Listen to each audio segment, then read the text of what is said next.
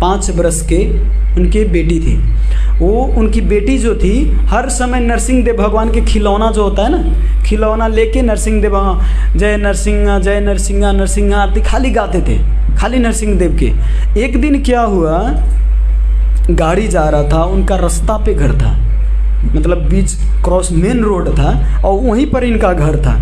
तो जब बड़ा बड़ा ट्रक वहाँ पे गुजरता है तो बच्चा खेल रहा था, खेलते खेलते वो बच्चा रोड पर पहुँच गया, बीच रोड पर पहुँच के जब उसी समय कहाँ से न कहाँ से बहुत बड़ा ट्रक आ गया। उस बच्चा को ऐसे मतलब ठक्कर मार के और बच्चा उड़ के कहाँ चले गए। वहाँ से मतलब जो एक्सीडेंट हुआ तो बच्चा उड़ के मतलब लगा चोट, मतलब उसमें खींच जाना चाहिए ना, दब जाना चाहिए, लेकिन बच्चा वहाँ से उड़ के और खेत में चले गए जहाँ पे घास था। तो हुआ क्या, उस बच्चे बेहोश था एकदम, मतलब गिरे जब वहाँ पर घास पर तो बच्चा पूरा बेहोश था, कुछ भी नहीं हुआ। तो उसके पिताजी जब पता चला कि आए तो उनको उठा के हॉस्पिटल ले गए कि बच्चा मरने वाला है, मर गया है लग रहा है। तो फिर भी चेक कराने के लिए बहुत रो रहे थे, बिलाप कर रहे थे, हॉस्पिटल जाके और रखे वहाँ पे। और डॉक्टर ने चेक किया, उसका सांस चल रहा है, उसका हड्डी का कोई भी कोना कुछ भी नहीं हुआ, बाल भी बका नहीं हुआ, कुछ भी नहीं हुआ उस बच्चे का, लेकिन बेहोश है वो बच्चा। तो वो जो डॉक्टर था ये आश्चर्यचकित हो जाते कि आप कंफ्यूजन में हो, एक्सीडेंट हुआ है कि दूसरा कुछ हुआ है। तब उसके कपड़ा खोल के देखते उस बच्ची का, तो कपड़ा खोल के देखते तो पीछे नाखून के चिन्ह था उनका, 2 नाखून के यहाँ पे चिन्ह था ऐसे पकड़ा हुआ, जब पकड़ते हैं ऐसे तो नाखून के चिन्ह था उनके पीठ पर। तो डॉक्टर कहते हैं आपको कन्फ्यूज़न हो रहा है, हमको लग रहा है ये कहीं कोई किसी जानवर ने अटैक किया है इस बच्चे पर, है ना, इसीलिए ये एक्सीडेंट का ये मामला नहीं। तो कहते नहीं, मैं छत पर से देख रहा था, एक्सीडेंट ही हुआ है, मतलब ट्रक से ठोकर लगा है।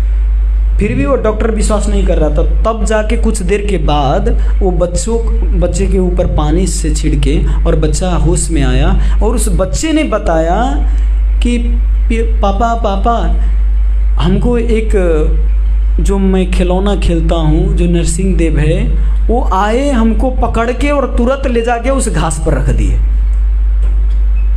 और इसीलिए पता नहीं, लेकिन उनका जो हाथ था, ये वाला जो पार्ट था ये बहुत कमल के समान था, और ये जो था नख उनका, ये नख बहुत मतलब तीखा था, मतलब बहुत तेज धार वाला था, तो इसीलिए नख हमारे पीछे लग गया है।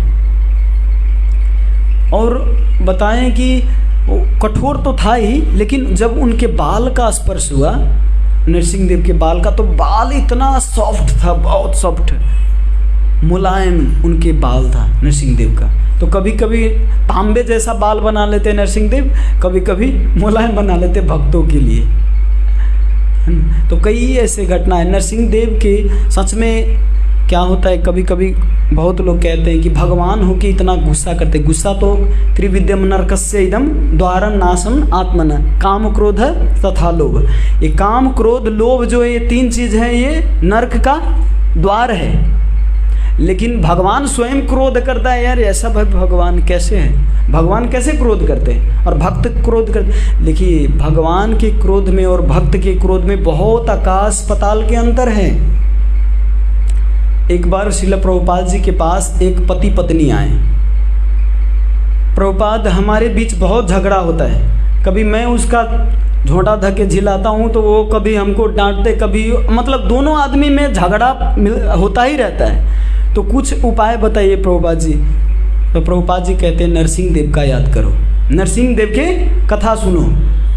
तो ये इनका पति जो होता है कहता है एक तो पहले ही से मैं गुस्सा में हूँ, पहले ही से झगड़ा हो रहा है, और उस पर भी नरसिंह देव को, गुस्से वाले भगवान को याद करूँ, अब उसको क्या अटैक करूँ क्या? अपने पत्नी से तो पहले ही से झगड़ा हो रहा है और नरसिंह देव को याद करके अटैक करके उसको मारूँ क्या? प्रभुपाद अब क्या बोल रहे नरसिंह देव को याद करने के लिए? कहते हैं ये नरसिंह देव का जो क्रोध है ये दिव्य होता है। जब नरसिंह देव के क्रोध को हम याद करते हैं, जब नरसिंह देव के भेष को याद करते हैं, तो हमारा क्रोध क्या है यार, छोटी छोटी बातें के लिए हम क्या क्रोध करें, उनके आगे हमारा क्रोध तुच्छ लगने लग जाता है, शांत हो जाता है। ऐसा बताया जाता है कि रासलीला जो है भगवान श्री कृष्ण की, आप 32 से लेके 31 से लेके 35-36 तक है रासलीला का अध्याय, पंच अध्याय कहते, पंच रस अध्याय। तो ये 5 जो अध्याय हैं रासलीला के, इसको पढ़ने से काम वासना नष्ट हो जाती है। उसमें काम ही काम का बात है, रासलीला की बात है, लेकिन आपकी काम वासना नष्ट हो जाएगी, क्योंकि हमारी जैसे काम वासना नहीं है, वो दिव्य है। भगवान जो भी कहते हैं, इसीलिए कहते हैं जन्म कर्म च मे दिव्यम यो मे वेति तत्वतः त्यक्त्वा देहम पुनः जन्म नैति मामेति सो अर्जुन। जो भी मेरे जन्म कर्म को समझ जाता है वो व्यक्ति फिर इस संसार में लौट के नहीं आता। इसीलिए उनके कर्म को समझना, उनके जन्म को समझना, इसीलिए कहते हैं। और कोई ढोंगी बाबा से नहीं, यूट्यूब से मत सीखिए।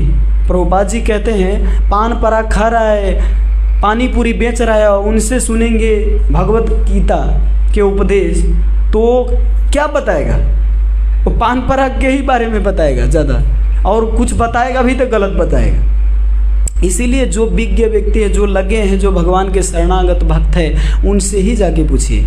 और ये जो भी है भगवान के दिव्य होता है, हमारी जैसा नहीं होता। कभी भी मत कभी संशय कीजिएगा, हमारे अंदर बहुत सारे कलमश है, बहुत काम क्रोध लोभ मोह भरा पड़ा है, बहुत संस्कार है, गलत प्रवृत्ति है हमारा, लेकिन फिर भी भगवान के ऊपर विश्वास रखिए, सेवा में लगे रहिए। कल ही मैं पढ़ रहा था भगवत गीता, प्रभुपाद जी बताते हैं चाहे वो कितना भी पतित व्यक्ति क्यों ना हो, अगर भगवत सेवा में लगा रहे तो भगवान उसको एक दिन शुद्ध कर देते हैं, शुद्ध बनाते हैं उनको, केवल भगवत सेवा में लगे। इसीलिए कहते सेवा उन्मुखी जीवा दो स्वयं एवं स्फुरत अदह। जब आप सेवा में लगे रहते हो तो आपके अंदर से स्वतः ही प्रेम उत्पन्न आता है और भगवान के नाम प्रति श्रद्धा दे। इसीलिए सेवा बहुत ज़रूरी है, नाम रुचि लाने के लिए सेवा करना ज़रूरी है।